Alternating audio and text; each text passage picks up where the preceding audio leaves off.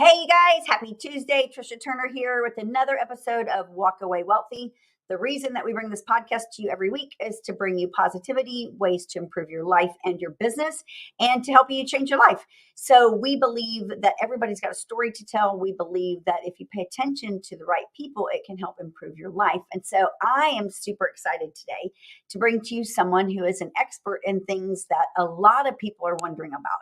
Because if you've been paying attention to the news lately, which I don't like to watch, but sometimes you have to, you notice that there's kind of a lot of uncertainty in this world. Like, where is it safe to park my money? Banks are crashing and the stock market sucks. And, we believe, of course, that real estate is the soundest investment, and there's different aspects of real estate. And so if you do your due diligence and you study things and you get with experts, you can learn, like, where is the safest place to park my money in real estate? Is it residential? Is it commercial? Is it investing? And so today we're going to talk to Na, and she's got a whole different twist on what a lot of people are wondering about RV parks. You hear people talking about getting into RV park investing and they want to do it themselves. And yes, that's fine and dandy if you have the capital to do it. But she's going to explain to us today how sometimes doing that by yourself isn't the best alternative. So welcome, Na. Oh, thank you. It's my pleasure to be here. Thanks for your inviting. I am excited to have you here. And because it's like perfect timing, as the Silicon Valley Bank crashed like a little over a week ago. And a lot of people are like, wow, is my money safe in the bank? I'm a big believer in maybe it's not, and maybe you should put it into real estate. So now walk us through a little bit of your background so people, know what you do for a living, where you are in the world, and how long you've been doing it. Right. So, hi, my name is Na. I have done real estate 5 years plus. So I started as just like everybody else. Started as an agent. Did a lot of these things, selling, buying houses for clients. Then quickly got into multifamily investments. Then I started doing my first land development deal, which is a townhome in the North 610 Independent Heights area. And then after that, I have done, I'm currently working on subdivision lots. So I sell those lots to big home builders, for example, Lenore, KB Homes, and Chasmer, First America. So those kind of stuff, people. And then I just got into RV resorts and mobile home parks, and I'm working on my first RV resort. We're breaking ground on that one. And I just quickly learned the benefit and also the low risk side towards RV resort and mobile home parks. So when you and I were talking, you guys, she came into the presentation here at our event center. And when we were talking, she mentioned to me, because I'm fascinated by these things. I love learning about where to park your money, because I think money left sitting in the bank doesn't grow, but you can invest with other things and actually build wealth. And so we talked about multifamily, and now explain a little bit about why you think RV parks are better than multifamily. Well, it's better in a lot of ways, actually. We're focused on ground up RV resort and mobile home parks, so it's kind of low barrier entry. So we need to. I'm a syndicator right now, so we syndicate for the project. So for the financing part, it's not a lot of money to syndicate. So it's easier for us to get deals going than multifamily. Multifamily, you may have to syndicate a lot of money to buy a property. Depends on how many units you're buying. Second, from operating standpoint, we have a very low maintenance cost because we're only building the park and to provide the paths to campers and the lots to the mobile home tenants. So all we have to maintain is the park, the common ground, common driveway, and our amenities and our clubhouse. So our maintenance standpoint is very low, maybe 20 to 25%. But for an apartment complex, you're looking at 45%. Some apartment costs about 50%, just to keep the multifamily, the apartment going. So from that side, that we don't have a lot of overhead, we generate more returns on investors' capital that way. So therefore, it's a low risk. And also from the in the recessional times like this, the RV park and the mobile home tend to thrive better because it's a RV resort is towards retirees and tourists, and there's a lot of retirees are retiring, like baby boomers. There's the status shows there's more retirees than young people in the United States right now. So they love to travel, and also people there's not affordable housing right now. We all acknowledge that, and a lot of people are living on site, and especially if your park is next to industrial area, close to oil refinery, distribution, where all those blue collar workers jobs at, and you tend to thrive in that kind of area.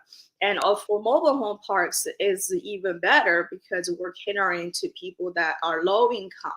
So they in the recessionary times, people are downgrading. If you can't afford, the rents are keep going up, mortgage keep going up, especially in the high interest rate right now. And the people has to downsize, and they gotta live somewhere eventually. So that's why mobile home parks right now are doing so well. If you look at all the mobile home parks throughout Greater Houston area, they're 100% full. So those kind of assets are thriving in the recession of inflationary times. I want to stop you for a second because we have a lot of listeners, mostly real estate people, but a lot of people don't know what is a syndicate. So can you explain that a little bit, please? So syndicate means that you go out there and pull a bunch of money together from investors. Okay. And so in the process of doing that, like right now, you're working on the RV park project. Is that what you're trying to do, is gather the investors together to invest in only this park, or are there multiple things that you're doing? We set up a REIT this year, and we're raising $20 million.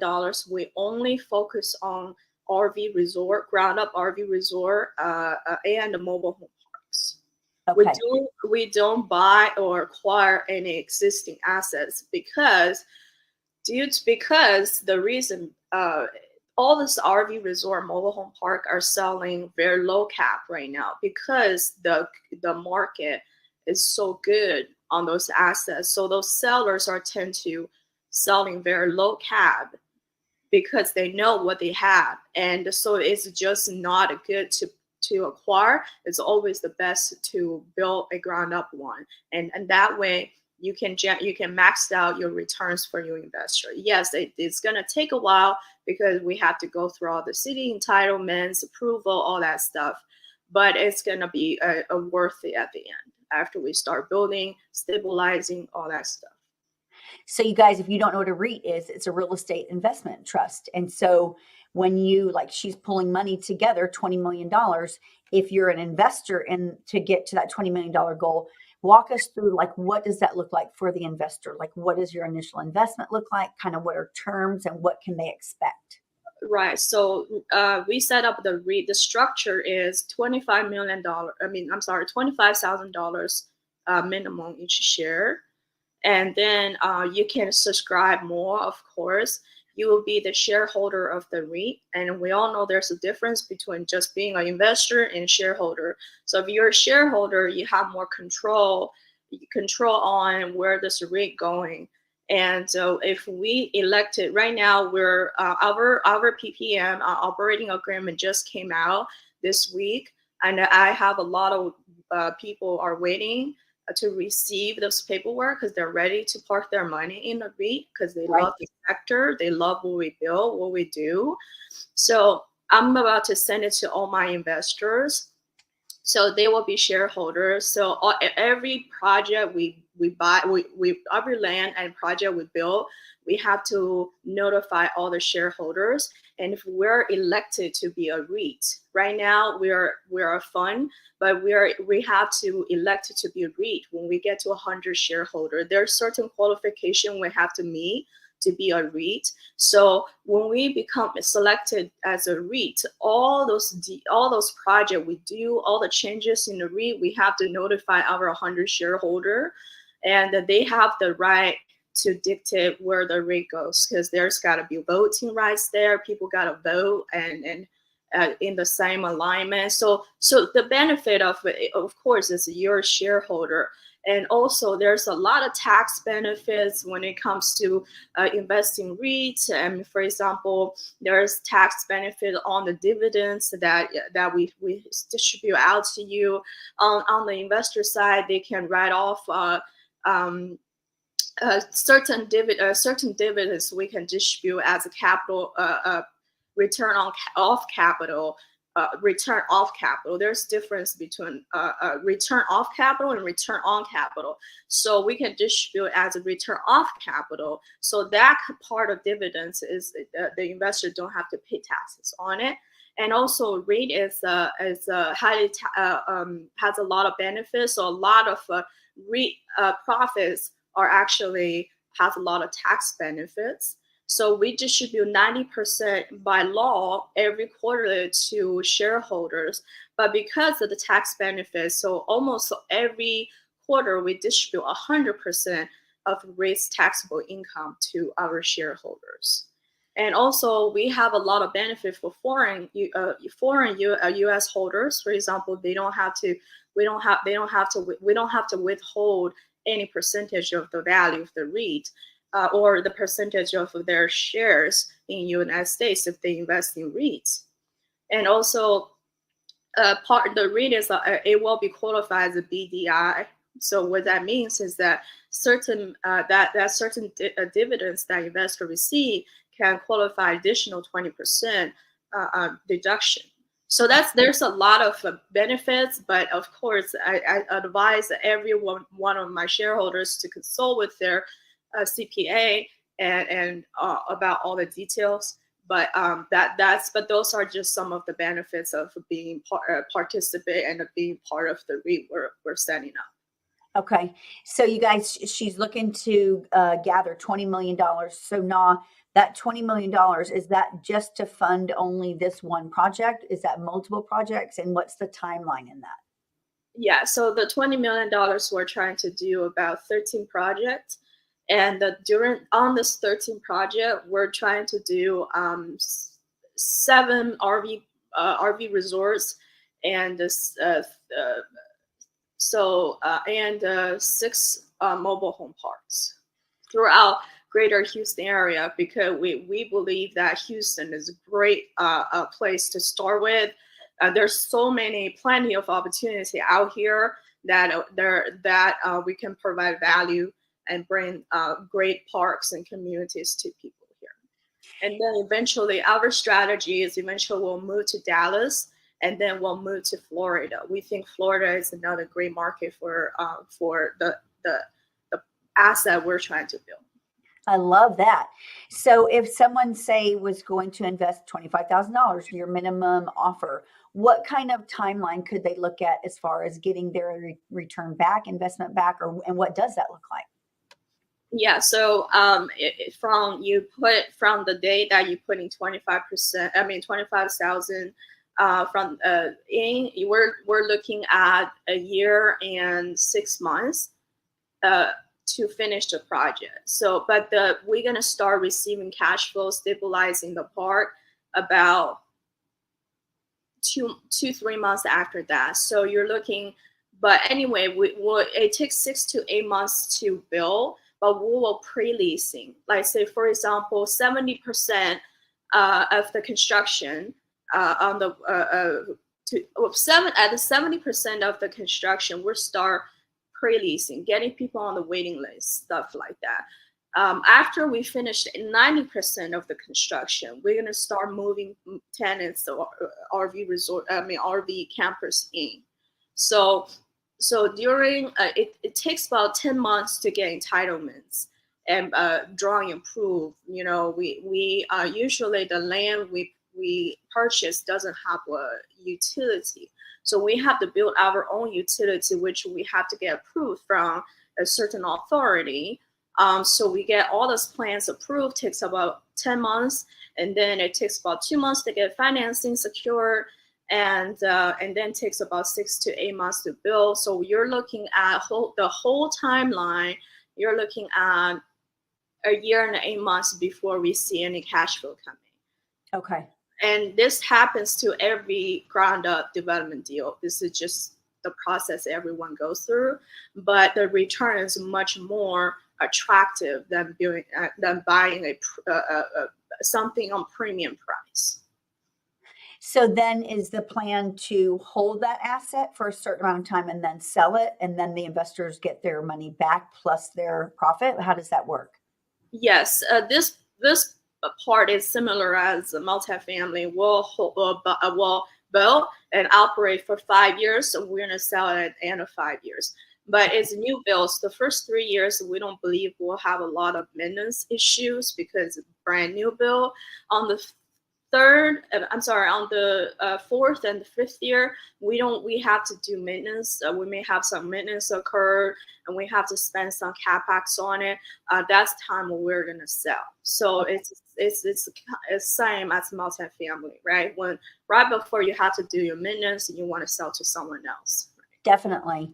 So as an investor in a REIT and in your projects, say they invested tomorrow and they invested $25,000. So 5 years from now, they could look at cashing in, or what if they wanted to stay in and be involved in other projects? Absolutely. So every project will do cash out refi. So there's the choices for investors. They want to get their principal back early, they can. Or they ride along with us till the end of 5 years, and they can do that too. So when we do cash out refi, we have notified all our investors, and they have voting rights. That's spelled out in the PPM, and they can vote, and they can say, hey, I let's just ride along with this, or they have a choice, say, okay, well, I want my money back.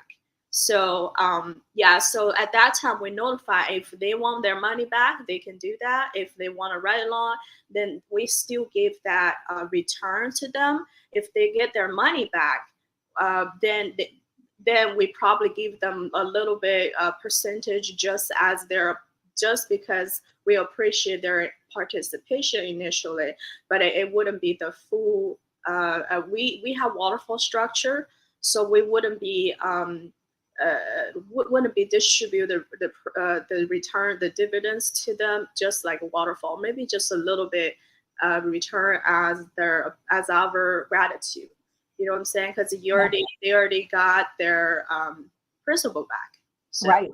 Yeah. So in a 5-year period, I would say the best thing for them to do would be to stay in and wait until you sell the asset, of course.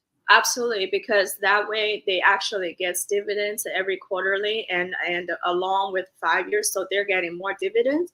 And then when we sell the properties, they get their principal back and all the and additional distribution back to him, back to them. Of course, depend on the capital distribution. And then your expansion plan into Dallas and Florida, naturally, I mean, you can do some of it in 5 years, but to build that many assets here locally in Houston and then expand, what kind of a timeline are you looking at that for your vision? We're looking at finish those 13 to 15 projects, depend on how much is the land you're purchasing, how much down payment. We do have to leverage with the bank financing on those deals. So it really depends on the land size, how much is down payment, what's the total project cost. But we're trying to finish those 13 projects in 2 years. And then on the third year, we're going to move to Dallas. And then and from there, maybe stay there. It depends on, then it's hard to say. We may stay there for two years to get project going on. And then then maybe after 5 years, we're going to move to Florida. I love that. Like, for one, that's super fast advancement. It's a big vision. That's big thinkers. And I love that because I think there's so many people who are fearful, they don't want to part with their money because it's the unknown. Like, what if this doesn't work? And you know what? Like, there's no guarantees in life. You can deposit your money in the bank and then it collapses the next day. We aren't guaranteed any possibilities in life. So for you, like, what makes you so like secure that this is the greatest thing, and that you stand solid on that? Yeah, because of the recessionary and the high inflation period of time. Like I explained a little bit earlier already, for mobile home parks, actually mobile home parks sells lower cap than RV resort right now, because I know a lot of people are in this space and locally, and they're right now they're selling 5% cap on mobile home park. If you have a ghetto mobile home park with no amenity, you can sell your mobile home park at 5% right now. That's how good the market is, because people love the long-term tenant and the stability and also predictability. So for you, because think about those tenants who live in a mobile home park, they're low income. Yeah. Those people are making 20,000 or less. Yep. They have nowhere to go. They have to live in a mobile home park. And once they haul their mobile home on site, they can't afford to haul back, because it takes about $2,000, $3,000 to haul out. So they don't have the money to afford to do that. So they have to live on the site. And most of those people are actually receiving government security check, things like that, to support their daily life expenses, stuff like that. So they tend to live there for a long time. We're talking about 10, 20 years, 30 years, until they probably cannot live there anymore. So the institution, we're building new parks because we're trying to sell to institution investors. And institution investors, they love it because they love long-term tenant. If the investors are getting 18% first year, and you can pretty much predict you're getting that same or not more return next year, because we do increase our rent over the years because of inflation and all that stuff. That part, just like multifamily. And so that's why, and also over maybe 25 years, the low return, the turnover ratio is very low in those mobile home parks, because the reason I mentioned, they have nowhere to go, they can't afford to go out. This is also a reason we don't buy mobile home for the tenants. There's different models, business models out there. There's a lot of parks, they purchase mobile home and seller financing out to the tenant, but we don't like to do that, because first of all, if you provide mobile home, then you have, over the time, you have maintenance. You got to maintain a home just like a maintain apartment complex, right? And those people, they may damage your mobile home, because they're the type of tenants you're getting. And second is, they can just move out because it's not their mobile home. So they can just pack their stuff. They don't like your rent or whatever reason, they can just leave.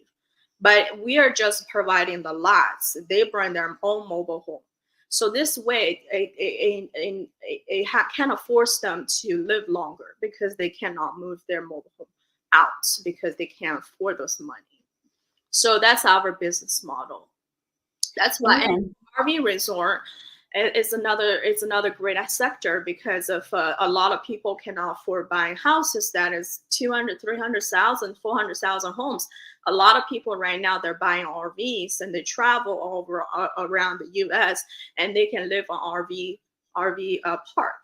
And also, there's a lot of blue collar oil refinery. They have 6 months contract, whatever. They're not going to go out there to to buy a house and stuff like that, because they're only stay there temporarily. So they tend to stay in RV resorts. So there's a multiple factors that shows those type of assets are way more thriving over other asset class out there, especially in these times. So we have a lot of investors coming to us and say they used to invest in multifamily, but they said, well, we're looking elsewhere. Excuse me, the multifamily is not doing very well right now because the refinance things, things like that. People stop distributing profits and things like that. So we have a lot of people like that. We have a lot of investors love mobile home because they get it. They understand the model. They love it because of the stability and predictability. One of the things, like, for one, y'all need to pay attention to this, because if you think about it and really think about it, like what she's talking about with repairs, if you're investing in multifamily and you have even a 20 unit complex, a small one, that's 20, at least a minimum of 20 toilets, but probably 40, and doors and windows and refrigerators and appliances, all of that stuff costs money. The model that she's explaining is that, number one, when they're doing the RV resorts, they're not providing the RV, they're just providing the space and the amenities. So repairs are minimal. And then the mobile home park's the same thing. Like she just told you guys, they're not providing the mobile home, that's on the resident. So therefore the repairs and the maintenance is on the resident. If their toilet breaks, it's their responsibility to fix it. So when you look at like overhead and the cost of maintenance as the years go on, you're really just maintaining the land. That's number one. And me being in real estate, I've been in real estate over 20 years, and I'm focused on housing. Like residential housing is our biggest thing that we focus on. And so I don't really think about, and this sounds terrible, but I don't really think about, like, are people able to actually afford housing anymore? And if you look at the past 5 years, even, like, rents have gone up, home values have gone up, especially in California, Florida, all these places, but here in Houston as well. And so when you look at wages haven't gone up as far as rents have and home values. So these poor people, like you said, like middle and lower income, where are they going to go? They can't go pay $1,800 for a one bedroom apartment. They can't go buy a $400,000 house because the small $100,000 houses are gone, or those people are never going to sell, or investors are scooping them up and turning them into rentals. So when you look at that, that's a problem. And when you find a problem, if there's not a solution, that's an even bigger problem. And what you've done is like created this solution. And I think it's cool as crap, because it's a way for people to have somewhere to always go and call home, and not have to worry about that being taken away from them. And then the elderly people, for sure, because a lot of them are on fixed income. And if they had their money invested in the stock market, they don't have anything left at this point. So you're providing like a safe haven. And I think I think it's cool. I never actually thought about that before until I met you. Yeah, the statistics shows there are 20.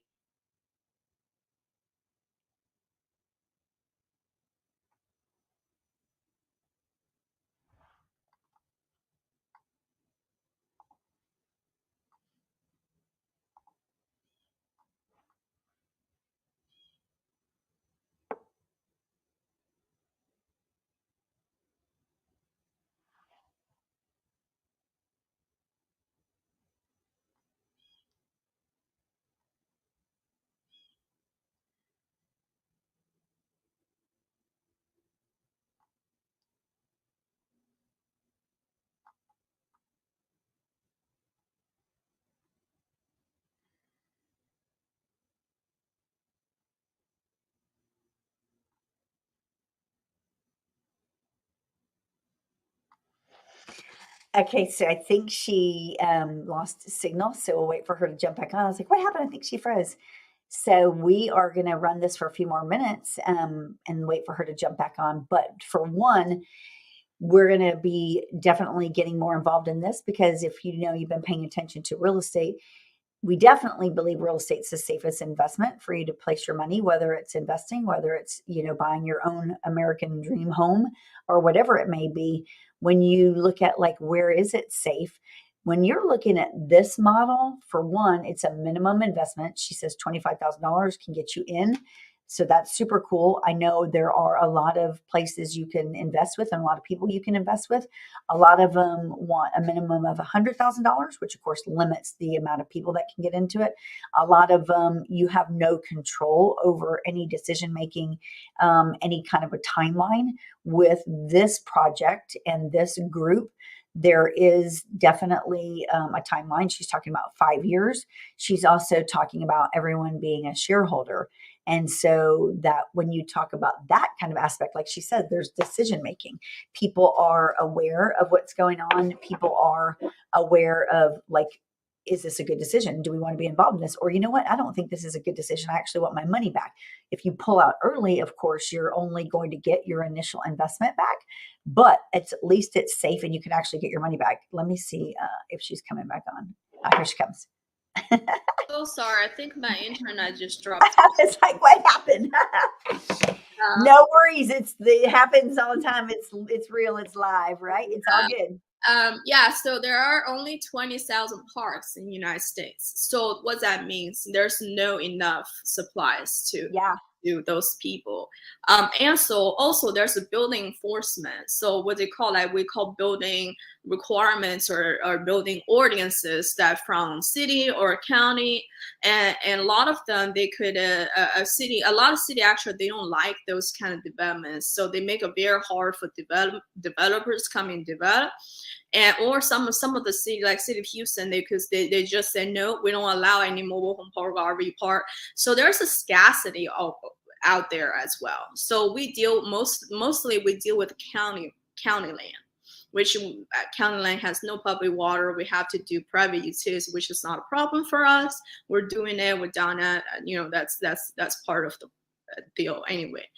But we build very nice parks. We're not building ghetto park, or we're building actually a lot of developer out there. They're developing those projects and they do very nicely. So we built very nice amenity. We have a like a swimming pool, we have a pet wash station, we have dog park, we have walking trails, we have gym, and we have some small community centers for those people. So we're actually build a very nice park for those people.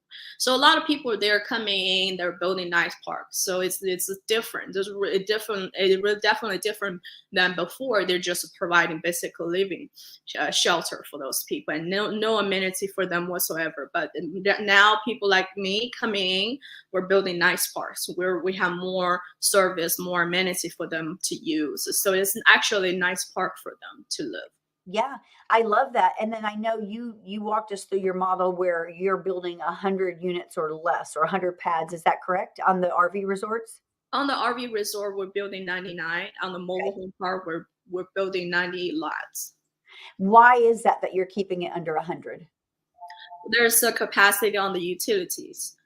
So there's right now on our Baller RV resort, we're breaking ground. We're doing the last bit of getting the financing secured and funded. That one is because there's a utility capacity. When you do your own private utility, there's a certain gallon of sewer you can consume each day. So there's capacity issues. That's why that project, we have 2 water wheels that supports 99 pads every day, and 8 septic tanks underground to support the 99 pad. If you want to have more, you have to do maybe 3 water wheel. You have to do more septic tank. That increase the cost. So that's why we kind of tend to keep it as under 100 pads.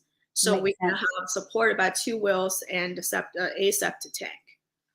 And then on your projects, so especially the RV resorts, like what kind of acreage are you looking at per each project? We tend to look at 10 acres, 10 to 13 acres, or no more than 15 acres each location. And we're trying to diversify our portfolio. So what that means is we're not just focused on one sub-markets. For example, we're not just focusing on Crosby. Right now, we have a mobile home park coming up. We're closing in May and Crosby. We like that area because oil refineries, close to Baytown. Baytown, they don't allow any RV park and mobile home park, but their existing RV resort are killing it. They're 100% full all year round because of there's no competition to those people. Wow. Crosby is, yes, absolutely. We were looking so hard there and we can't make it work. So the Crosby is 30 minutes from there, and also all the shells, all other chemical and oil refiner there, we like that. So we're not only focused on that. We have a land in Manview. We're trying to get a Manview, which is very close to Pearland, and we love that area because it's spilled over from Pearland. We're looking at Berkshire right now. We just made offer. Berkshire is great location. Tesla just came and they leased out 1 million square feet there, and also Amazon there. All this distribution center are there on 90. At Highway 90, and we love that area. And all the RV resorts and mobile home park, they're 100% full there. So there's a huge demand there. So that's what I mean by diversification. Is that we're looking all different submarket. We're looking at also Huntsville. We're looking to build in Magnolia, which is another great area to have one. Yeah. We're looking all different submarkets throughout Greater Houston area. So in case of one market it crash or not doing very, very well, we have other good area, other prevailing assets to offset. So that's what I'm saying. Like, that's what I mean by diversification, and that significantly reduce risk for investors' money as well. I love that. And then when you look at like the model, and I was talking to somebody the other day, and he's an investor as well, and he does storage facilities, and they have a group, and they go around and they're buying up the small mom and pop storage facilities, and of course redoing them and turning them into these monstrosities, because it's like apparently everyone has too much crap and they need these storage facilities. Right. And I was talking to him, and he said the number one safest, in his opinion, the number one safest place to park your money is storage facilities. The number two is RV resorts. And it's like, this is crazy, but I never thought, but you're right, it is. And so for people out there like that are wanting to do this on their own, like I want to go build my own RV park. My thought process is why we have mini storage on our side. We actually mini storage 5x5, 5x8, 5x10, and we provide this because we understand those camper, they need extra space to park their stuff. So you're seeing a lot of RV resort out there. They have self-storage in the park. Yes. Crazy. So people that want to go out there and do this on their own versus getting involved with you, like what are some of the pros and cons? Definitely you have to know what you're doing, because doing a development deal is really different and much more complicated and much difficult than buying an existing one. So you have to know basically you gotta, from buying selected land in certain area, you have to negotiate a certain price and deal with the city. The pros, of course, is after you get it done and stabilized, then you have that nice and strong cash flow coming in every month.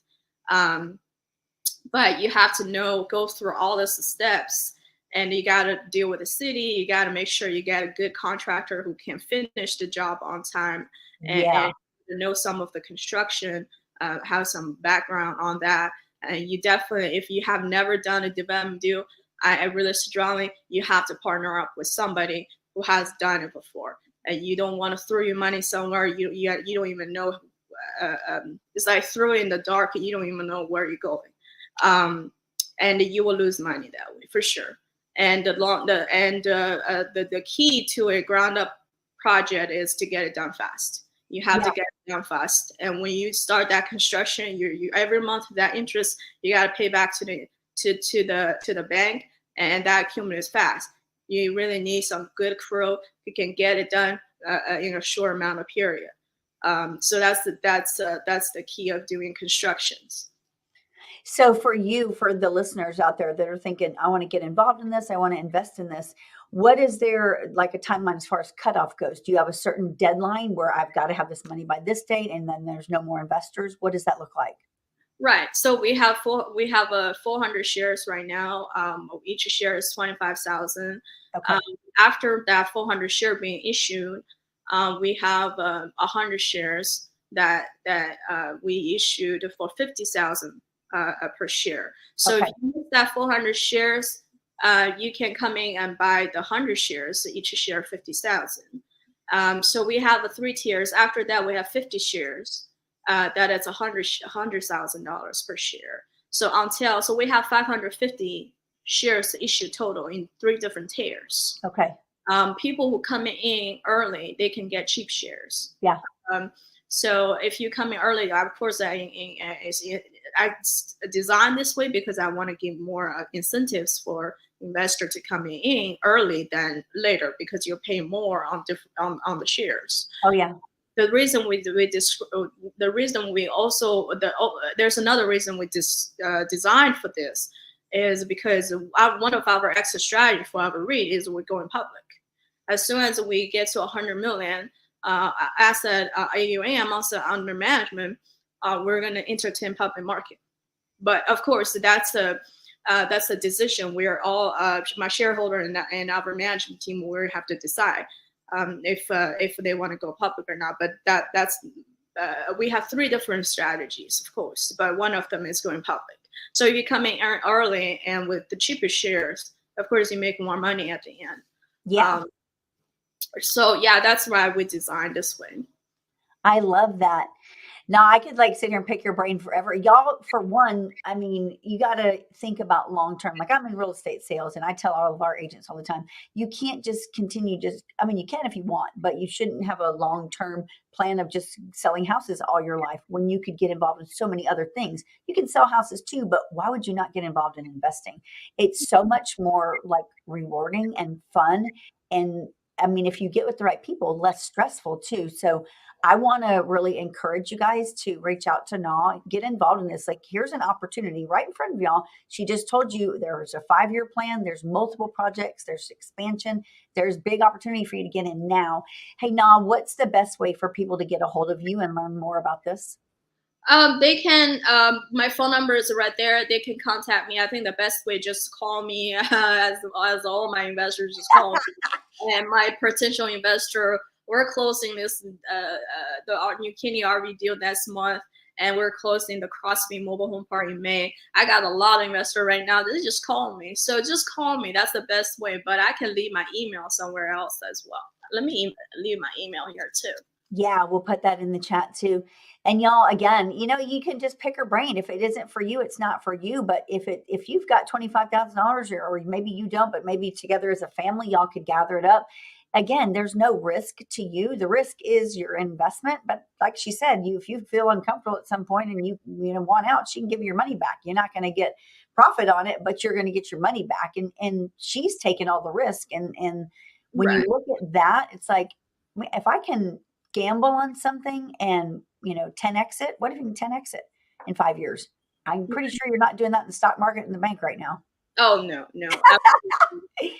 Yeah, so our investors tend to be like strong cash flow, and they're more long term. So what we are providing is a long term vehicle. So if you want to come in with us, you're looking at long term deals. Okay, so each project years. If you come in at REIT. So another benefit of investing in REIT, in investing in individual syndications, you're investing a portfolio.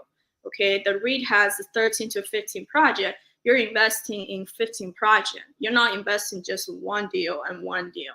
Okay, that's the beauty of it. Because one deal generate this kind of cash. All the deals that put together under the REIT generate more cash and distribute more return to you every quarter, because we are required by law, we have to distribute 90%. Okay. And regular syndication deal, if they don't want to distribute dividends or a profit this quarter, they can choose not to distribute. But by law, the REIT, we have to. Otherwise, we will get into trouble and pay heavy penalties by IRS at the end of the year. So I love it. Right. And so that's the beauty of into the REIT. So my investor, they're tend to long-term vehicles. You cannot expect to come into the REIT and then I want my money back tomorrow. That's just not how that's gonna work. No. I love it, you guys. No, again, I can sit here and talk to you forever because I'm just fascinated by this. I think it's the coolest thing, but we can't because we got to let you guys get on with your day. So reach out to Na, call her, email her, pick her brain, see if this is something for you.